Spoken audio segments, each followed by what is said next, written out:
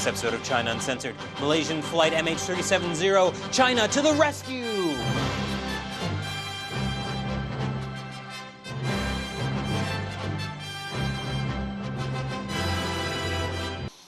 Hi, welcome to China Uncensored.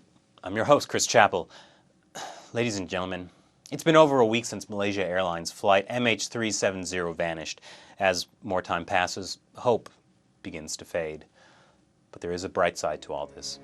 Yes, tragedies like this give us all pause to remember just how fragile human life is, and gives us the opportunity to set aside our differences and work together, not as nations, but as fellow human beings.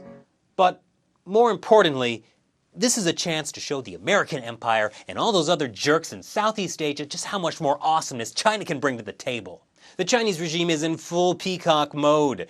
The authorities are pushing resources into the search for the missing Malaysian Airlines flight, and not just because the majority of the passengers were Chinese. If China's Navy can find the plane first, they can show that they are ready to be the dominant power in the Pacific instead of the U.S. Just days after the plane disappeared, the U.S. had 2 destroyers on the scene conducting search and rescue efforts, and nothing says rescue quite like 2 destroyers.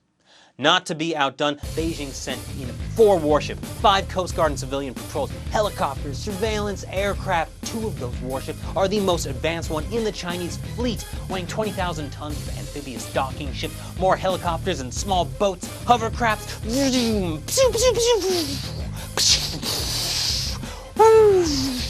Pow! Yeah! You know, the Chinese government doesn't know how to make a good TV show or turn their state-sponsored singer into an international propaganda sensation, but they sure do know how to make a rescue effort look like a Michael Bay film.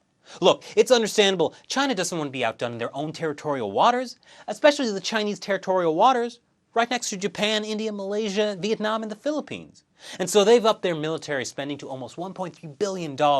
And maybe, if they can put on a good show of all that military might in a search operation, all those other little countries in the South and East China Sea will think twice before they start complaining again that, oh, China is aggressively pushing into our territorial waters.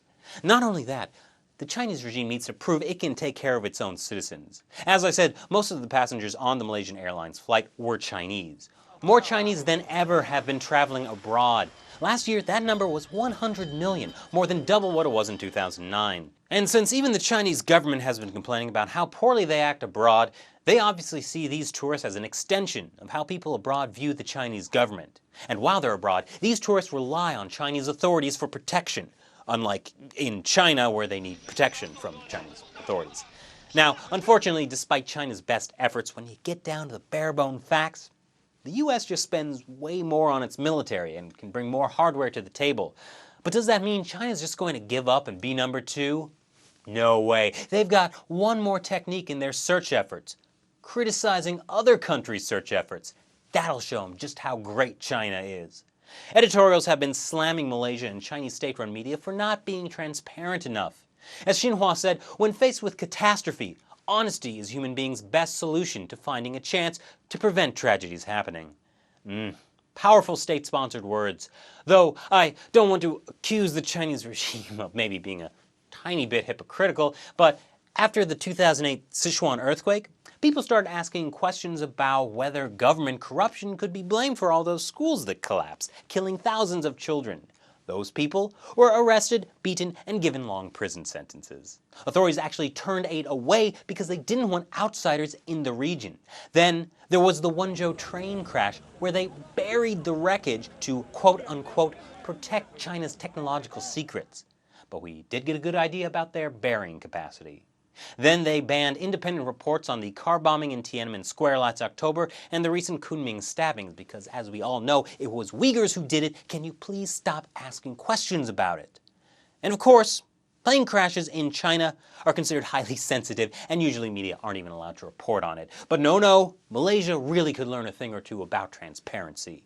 As for when China began searching its territory for the wreckage, if they'd bothered to look in Tibet or Xinjiang, where things are a little unstable at the moment, but could possibly be where the plane ended up, or even the evidence they used to dismiss terrorist intent on the part of any of the 153 Chinese passengers on board, well, okay, those facts haven't been forthcoming, but hey, Malaysia, remember, Unless transparency is ensured, the huge international search operation can never be as fruitful as we hope and expect. Look, the point is, China is dominating the area, and nothing is going to get in the way of them showing just how much they care. And what's that, Fred? They think the plane turned west before it disappeared? Well, that would put it in the South Indian Ocean. That's no strategic value to China. Hey, you know, this really is an international issue, so it's really time for the other 25 countries involved in the search efforts to really step up their game. China's out of here.